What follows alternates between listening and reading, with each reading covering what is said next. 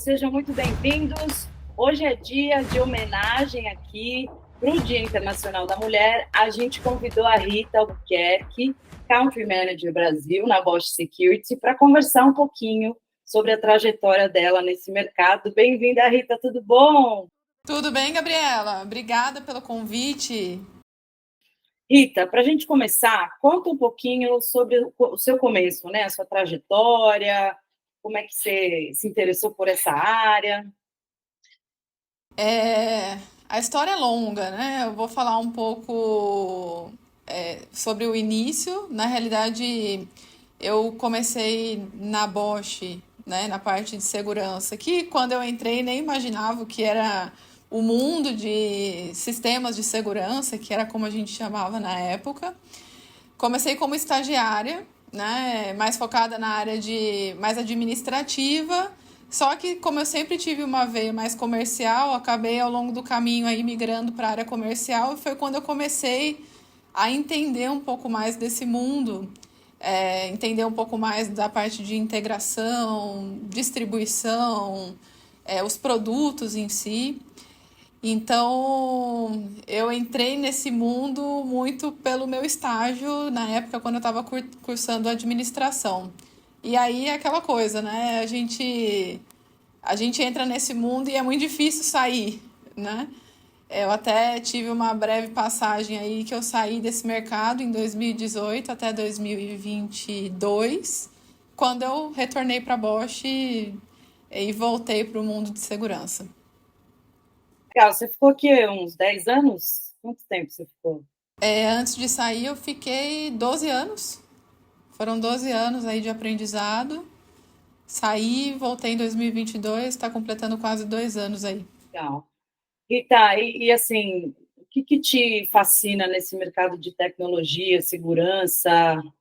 Eu acho que o mercado de segurança ele tem uma coisa muito do propósito da proteção de pessoas, né? Proteção de propriedades, pessoas, que acho que esse no primeiro momento é o mais fascinante desse mundo.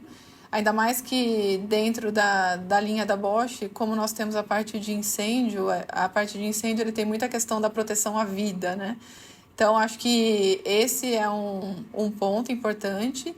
E, claro, também a tecnologia, porque desde que eu comecei lá em 2006 até hoje, nós vemos assim uma diferença brutal em termos de tecnologia e como a tecnologia está ajudando no propósito que é proteger vidas, proteger patrimônios. E eu acho que isso é o mais fascinante, né? A gente fica muito tempo nesse mercado, mas os produtos vão mudando, o mercado, de certa forma, vai mudando, o tipo de cliente muda, e isso faz com que a gente esteja sempre aprendendo. Hoje você já tem uma câmera que te gera dados. E esse é o grande, é o incrível, né, dessa área. A gente começa a ter novos tipos de discussão, a entregar mais valor para aquele sistema de segurança, que era aquele sistema de segurança antigo. Hoje a gente já entrega tecnologia, dados para diversas áreas dentro da empresa, quando a gente fala de um cliente final. Então, eterno aprendizado. Acho que esse é o resumo. Já sai um pouco do lugar comum da proteção, da segurança e vai para a integração, para a otimização, para, como você falou, para gerar dados, para conectar, né? É, bacana. Agora vamos um pouco para realmente o Dia da Mulher, que é uma questão super importante para a gente relembrar e trazer, inclusive, os homens para perto dessa discussão, para a gente tentar debater. Eu acho que é uma questão bem importante. Como é que foi, quando você entrou, ainda esse mercado é bastante masculino, e quando você entrou, eu acho que era ainda mais, porque acho que nem tinha essa discussão de Dia da Mulher, acho que ninguém sabia que o dia 8 de março era Dia da Mulher, lá há uns 10 anos. Você sentiu preconceito? Dá uns exemplos para a gente. Eu acho que o machismo, na verdade, né, estar num ambiente com muitos homens, é, você acaba sendo algo diferente, né? Então, eu acho que até trazendo a discussão mais próxima do mundo masculino, né? De repente você tá ali numa roda de homens e tem uma mulher, você já fala, nossa, calma, não posso falar isso porque tem uma mulher aqui na mesa. Aí eu fico doida quando falam isso. Pode falar sim, gente. Eu até falo, gente, calma, tô acostumada, mas no final das contas é pro homem, né? Principalmente para aqueles que foram criados de uma maneira mais tradicional, é algo diferente, né? Então, eu nunca levo muito pro lado negativo do machismo, mas me parece mais alguns cuidados diferentes que um homem tem quando está tratando com uma mulher que faz com que aquilo soe meio distante. Então é aquilo, às vezes você está almoçando com um cliente, para mim é uma relação ali comercial e ponto. Muitas vezes alguém pode olhar e falar que é um homem e uma mulher. Se fossem dois homens ali numa discussão comercial, seria uma outra visão. Então, não tem como falar que a gente não passa por situações diferentes, né? Eu prefiro não chamar tanto de machismo, mas é mais uma situação assim, onde você se vê num mundo muito masculino, sendo algo estranho ao mundo, estranho ao ninho. Que aí o homem acaba se comportando um pouco diferente porque ele não sabe muito bem como lidar. Então, eu acho que é mais essa questão e, assim, como que a gente faz para quebrar essas barreiras, né? Eu acho que a gente quebra essas barreiras muito quando a gente traz para uma linha bastante profissional e com muita confiança e abertura.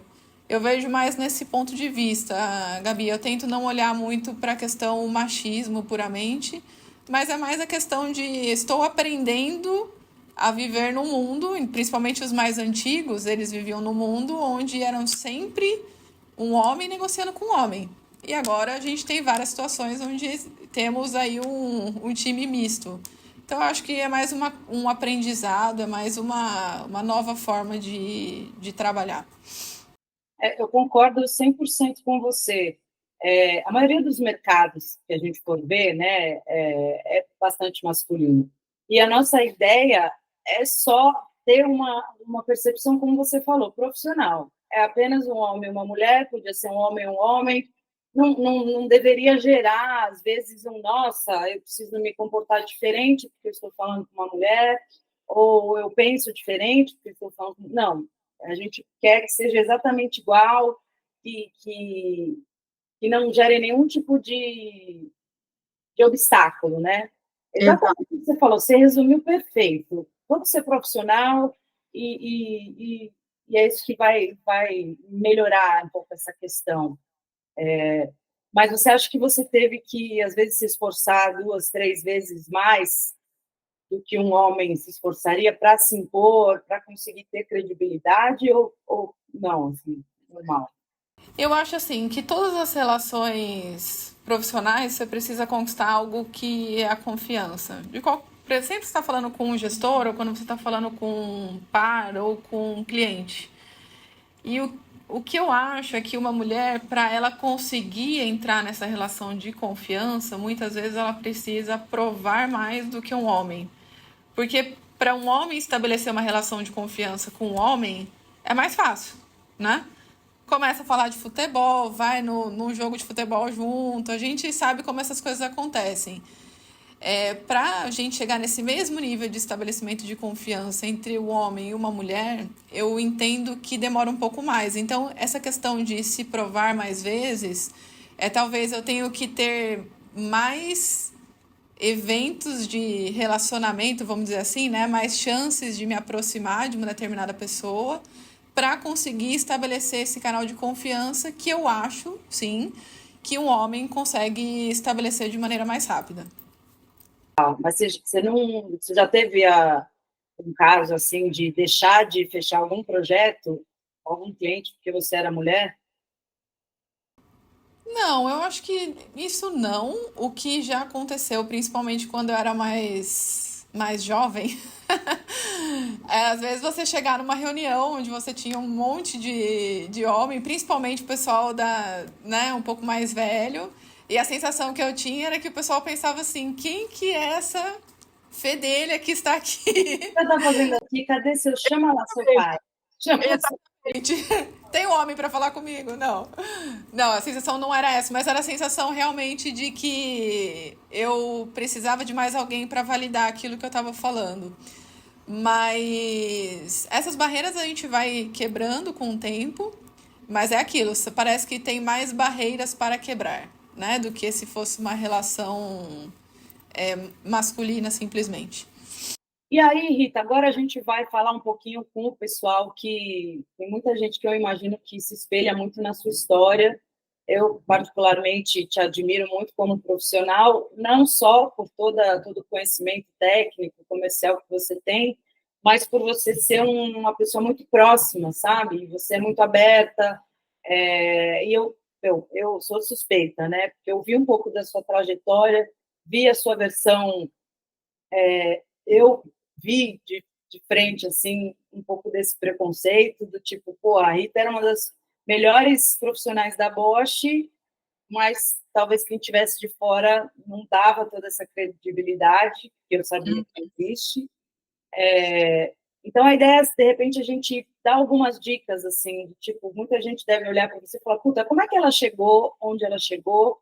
Claro, além de trabalhar duro, estudar, se relacionar e tal, o que você acha, assim, se você fosse dar algumas diretrizes? Eu acho. Obrigada, primeiramente, Gabi. É, eu, eu acho que trabalhar é duro. Eu sempre fui meio workaholic, né? Algo que eu tô até tentando melhorar aí, ó.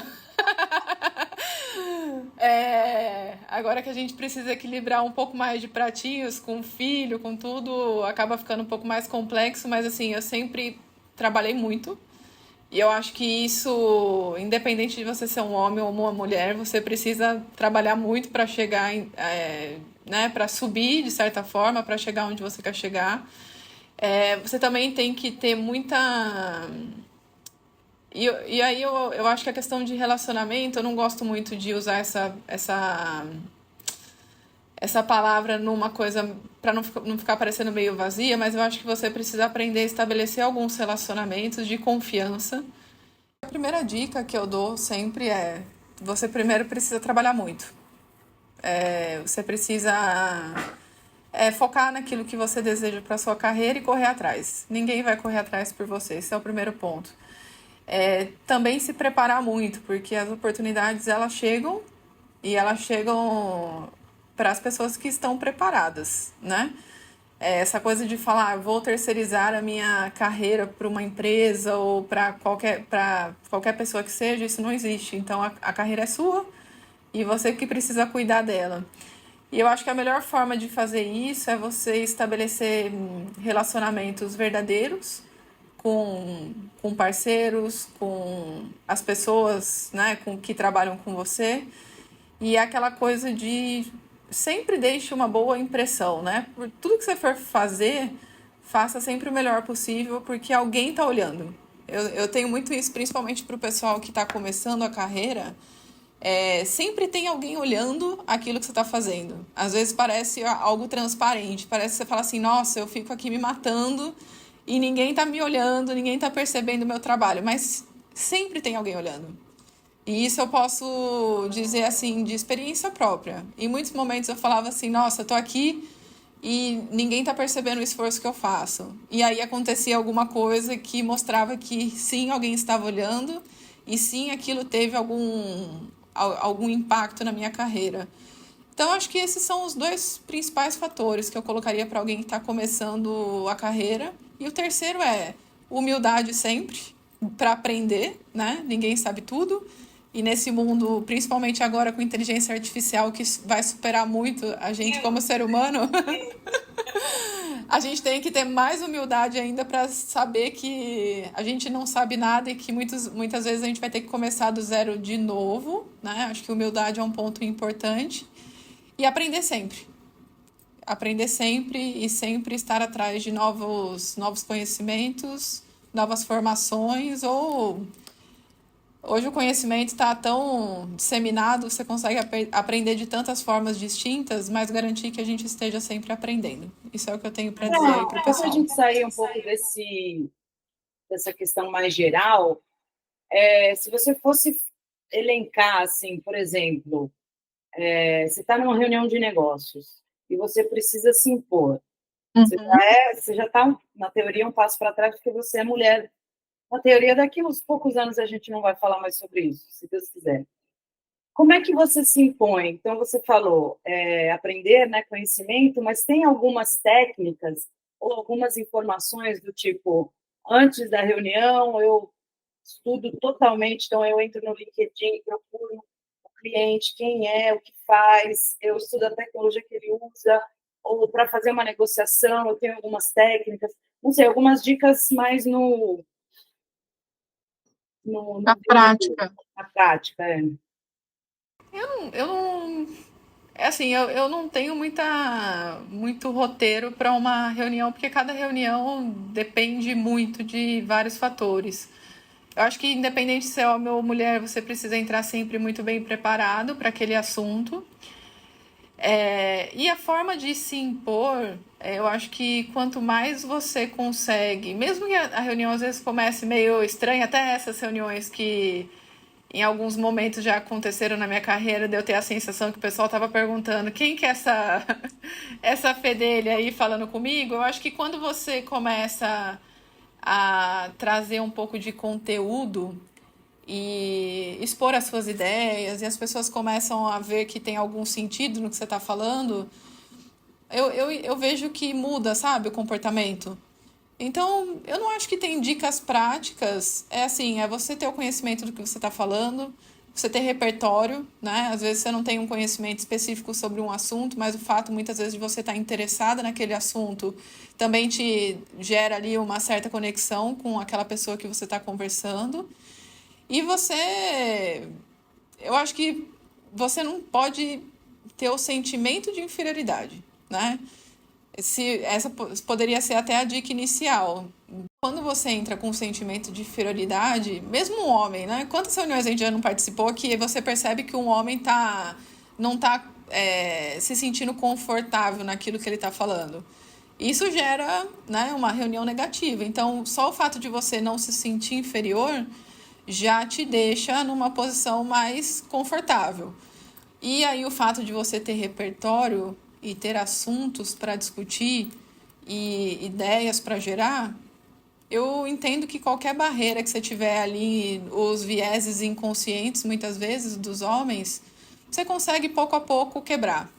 E assim, e não estou falando que o mundo é cor-de-rosa. Vai ter casos que você não consegue realmente, existe um preconceito, e aí é aquela coisa, pode ser o preconceito nesse caso, em alguns casos é um cliente que não gosta de você por alguma outra razão, ou que não foi com a nossa cara, porque isso acontece, né? São relacionamentos entre as pessoas. Mas assim, é sempre não entrar se sentindo inferiorizado. Acho que essa é a principal dica. E para você não se sentir inferiorizado ou para você demonstrar isso que você falou, algumas dicas que você comentou, né? Então, ter o máximo de conhecimento sobre aquele assunto que você vai comentar, né, da reunião, ter uma postura, desde a roupa que você escolheu para ir, ela vai te passar uma impressão, até a sua linguagem corporal, né? Então, os ombros mais cabeça, tal, tom de voz, o momento de você falar, sair falando o tempo todo qualquer coisa, talvez te tire até um pouco essa credibilidade. Às vezes, Exatamente. ouvir, inclusive para as reuniões comerciais, ouvir é sempre o melhor caminho, porque é aí que você vai tirar informações do cliente para entender onde você vai se colocar, para dar uma frase mais certeira, mais impactante. E para a gente fechar, então, a nossa entrevista, você comentou, né, de você ter conhecimento, de você ter, mesmo de temas gerais, né, por exemplo, inteligência artificial, é um universo, né? Você tem Sim. alguns, pode ser livro, pode ser filme, documentário, canal de YouTube, pensadores, professores de Harvard, alguém para a gente tentar seguir ou conhecer um pouquinho?